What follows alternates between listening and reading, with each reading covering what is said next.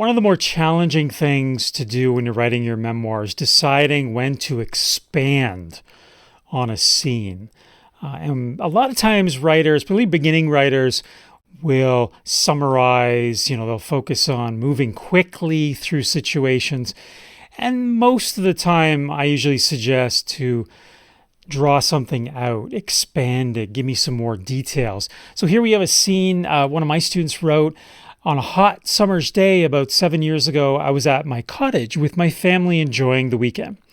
My sister and I decided to play some tennis, so we walked to the tennis court that was down this long walkway that wraps around a quarry of water. Once we reached the court, we got all set up with our brand new tennis balls that smelled like pure rubber. My sister tends to be very competitive with me. We walked into the court with the mentality, this is a do or die moment. So there's some potential here.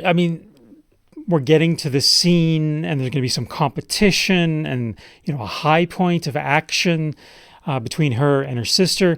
But there's a number of things here that could be expanded.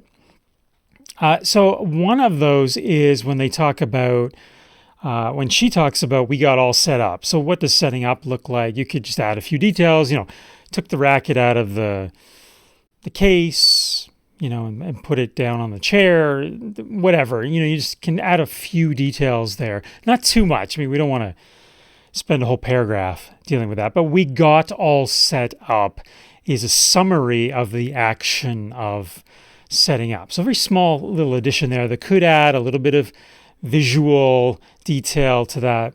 I do like the point when she says the tennis ball smelled like pure rubber. Now, that last sentence says, my sister tends to be very competitive with me. So, of course, we're summarizing a whole history. There might be 20 years of history here between these two people.